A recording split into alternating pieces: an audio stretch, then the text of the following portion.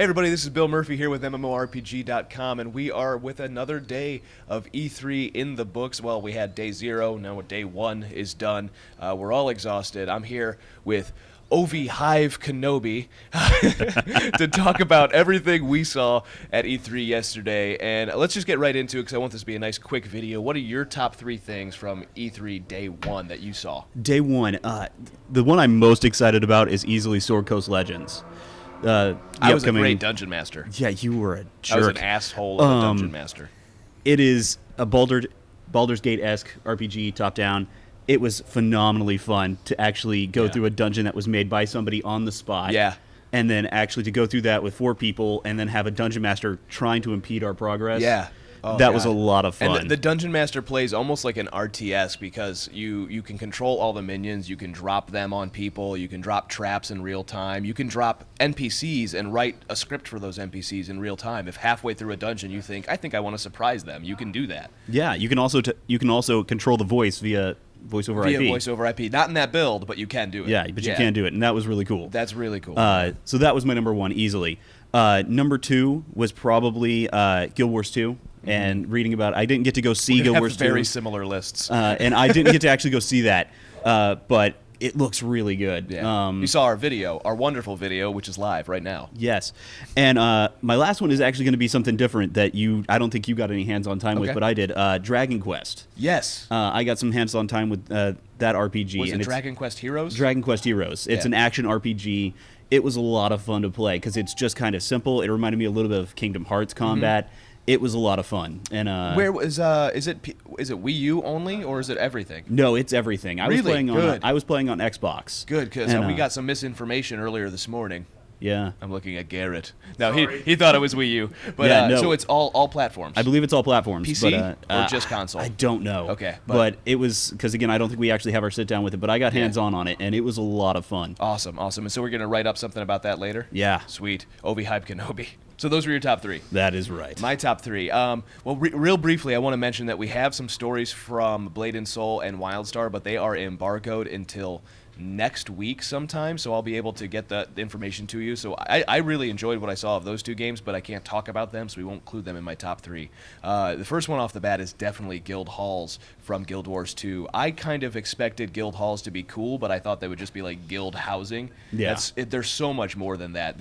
For one, you actually have to uncover them, unlock them. You have to take your guild and raid, not raid, but like advance upon Mordremoth and clear them out before you can actually have the Guild Hall. They have arenas inside the Guild Hall where you can practice PvP.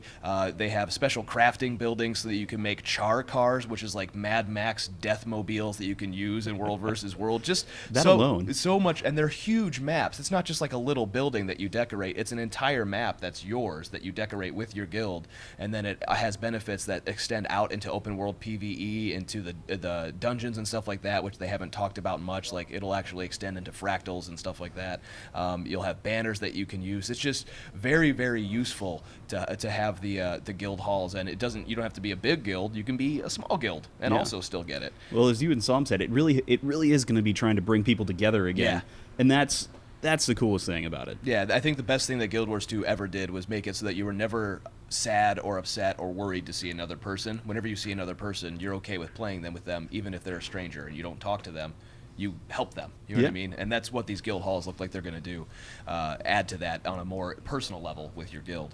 So that's a big one. Another one for me, I want to say Sword Coast Legends, but I'm going to try to think of something else besides Sword Coast Legends. So let's see.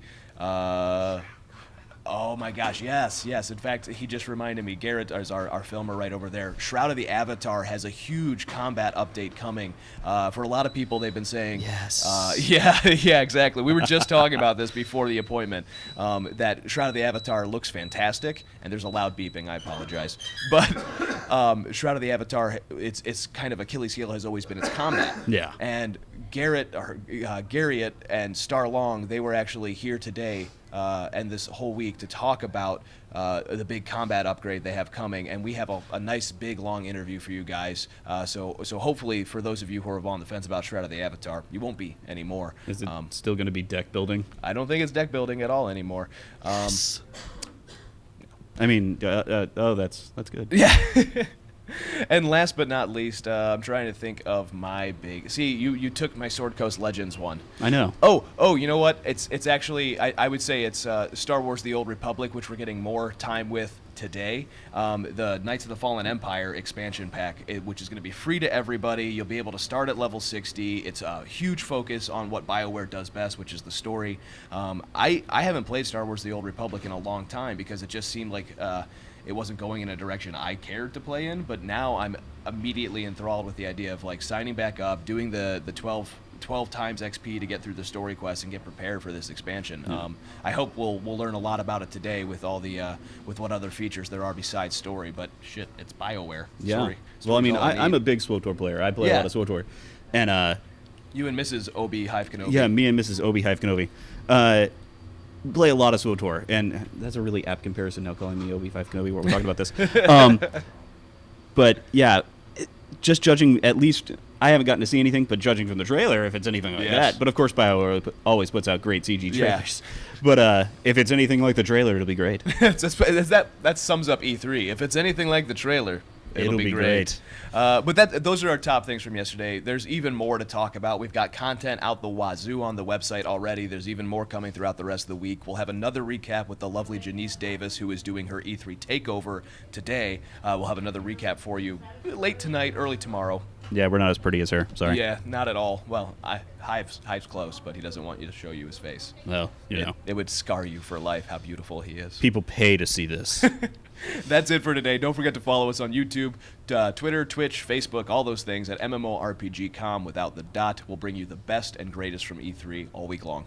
Have a good one.